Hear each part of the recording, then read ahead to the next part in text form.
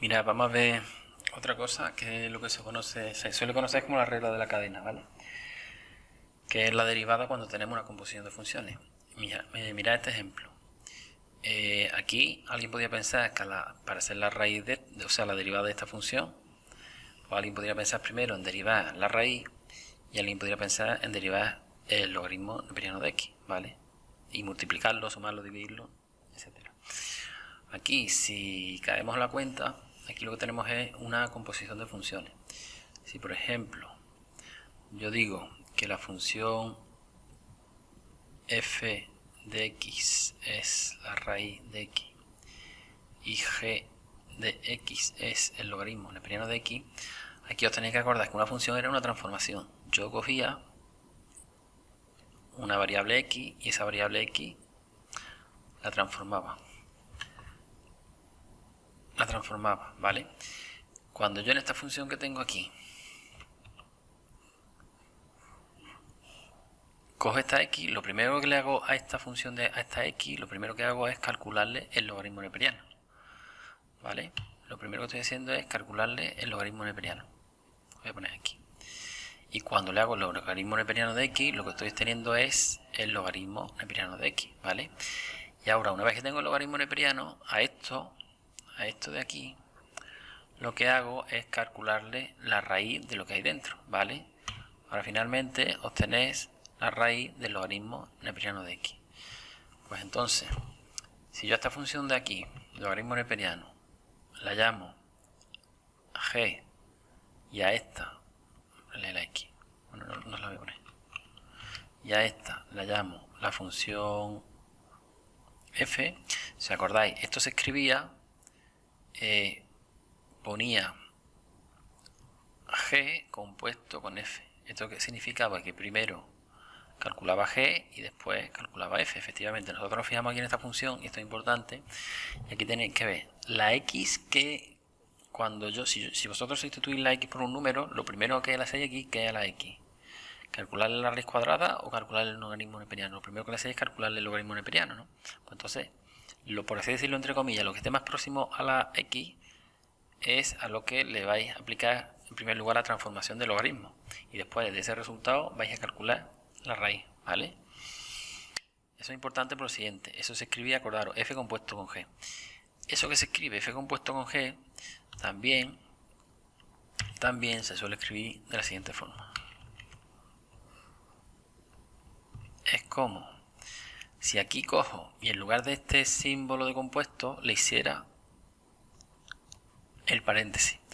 Igual que yo escribo así f de x, pues aquí mi x, cuando yo compongo una función, mi x es, por así decirlo, la primera función, y ese circulito se borraba, ¿vale?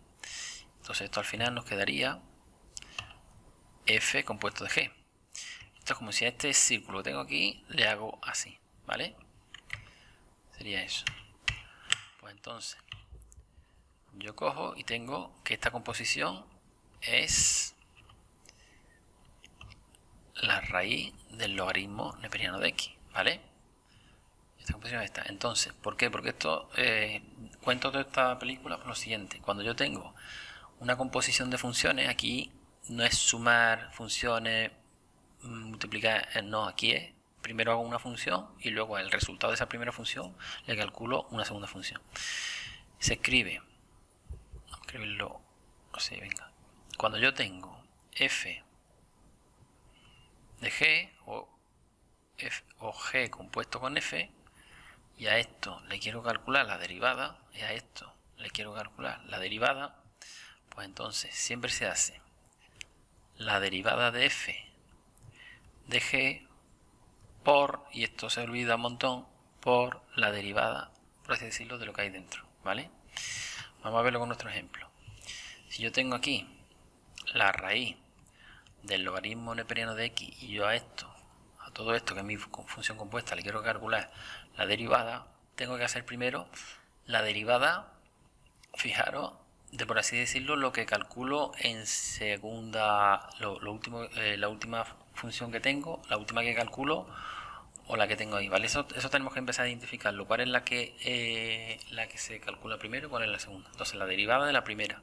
¿Cuál es la derivada de la raíz? Que es la primera en este caso. Pues la derivada de la raíz, vosotros ya sabéis de las tablas, que es 1 partido por raíz de lo que tengo dentro de mi raíz. En este caso no tengo x, lo que tengo es logaritmo neperiano de x, ¿vale? Y esto sería esta parte de aquí.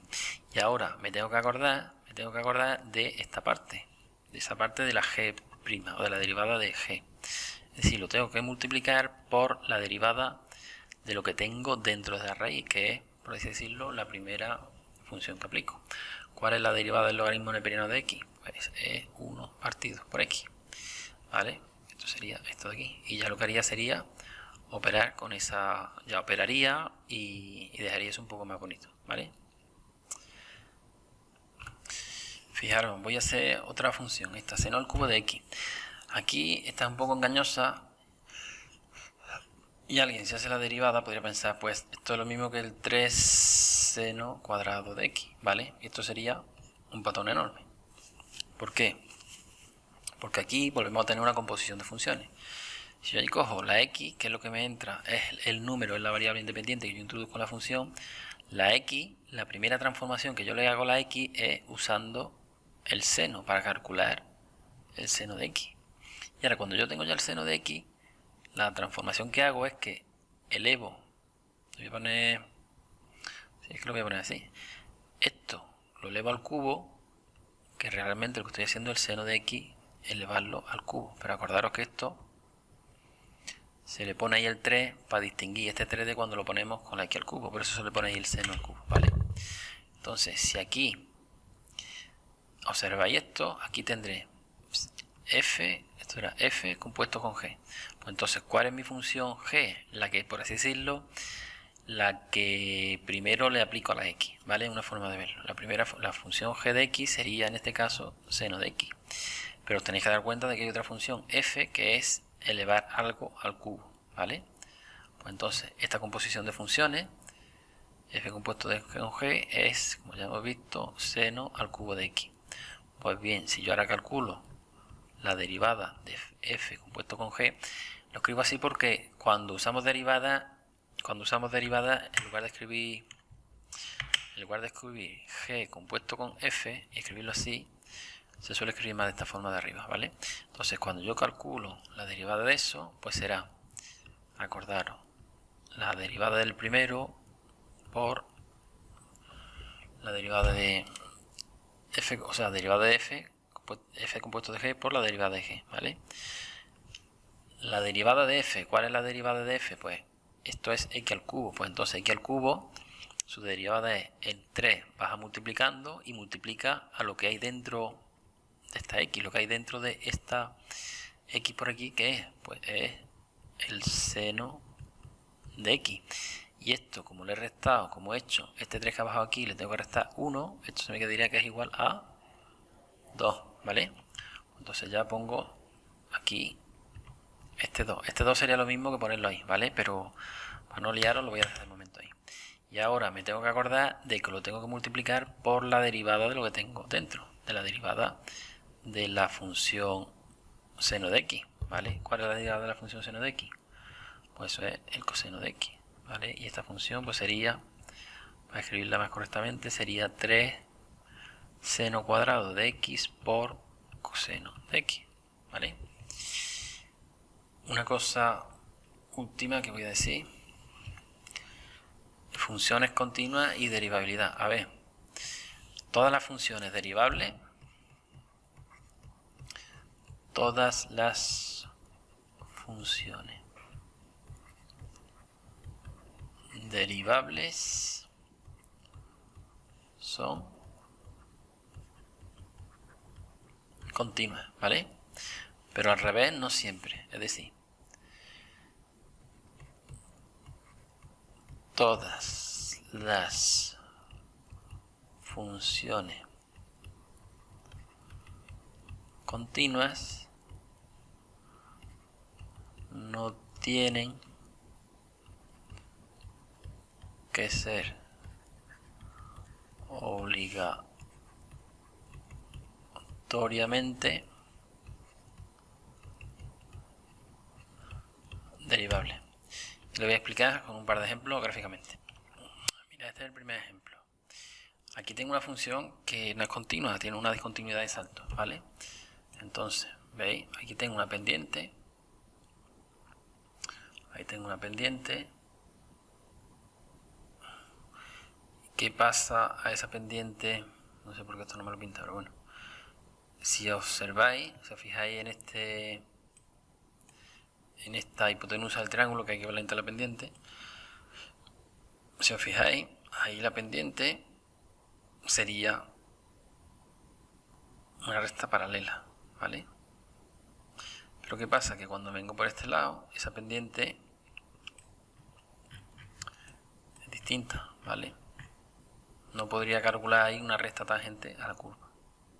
¿Por qué? Porque hay un punto que es en el punto en el que no está definida la función. Acordaros, a ver si en el 0, justo en el 0, ¿qué me pasa en el 0? Que no tengo gráfica, no tengo, por así decirlo, dónde apoyarme para dibujar la pendiente, porque f de 0 no estaba definido, ¿vale? Luego, cuando la función no sea continua, no voy a poder trazar la pendiente, luego no voy a tener derivada. Eso es de cajón, eso es una función continua. Como no sea continua, no va a tener derivable, ¿vale? O sea, para que sea derivable tiene que ser a fuerza continua.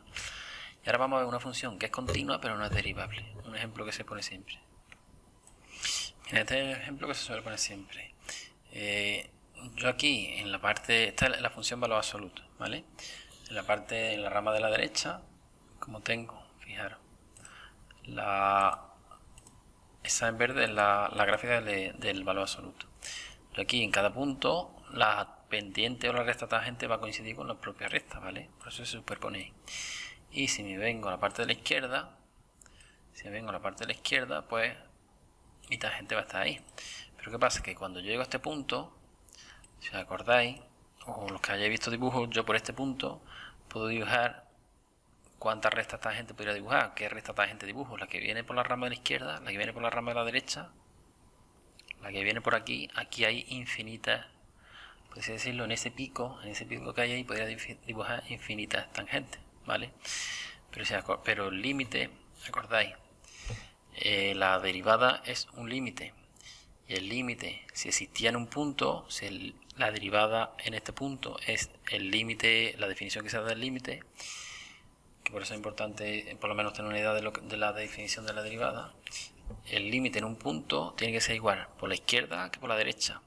¿Qué pasa? Que aquí por la izquierda el límite, que es la propia derivada de la recta tangente, sería esa recta con inclinación negativa. Pero ¿qué pasa? Que si me vengo por la derecha es otra recta con inclinación positiva, ¿vale? Aquí la pendiente es 1 y aquí si me vengo por la izquierda la pendiente resulta que es menos 1, ¿vale? Entonces, como eso no es igual por la izquierda que por la derecha, no hay límite en ese punto y esta función es continua. Esta función, valor absoluto, es continua, pero en ese punto, aquí en este punto, no es derivable, ¿vale? Se dice derivable o no derivable cuando es derivable en todo su dominio, ¿vale? Es derivable en algunos puntos, pero como en todo el dominio de definición de la función no es derivable, se dice que no es derivable en todo el dominio, ¿vale? Se suelen dar o se dan intervalos abiertos. ¿Por qué? Gráficamente, porque por este punto de pico yo podría dibujar infinitas rectas tangentes. Ahora sí, por ejemplo, me dan x al cuadrado por aquí. ¿Qué pasa? Que por aquí, por cada punto, solo puedo dibujar una recta tangente, ¿vale? Aquí sí hay derivada en todo el dominio de definición. No tiene esos puntos angulosos la gráfica. Esos puntos angulosos que analíticamente sería lo que os he explicado del límite en un punto, por la izquierda o por la derecha. Pues venga, con esto vamos de sobra.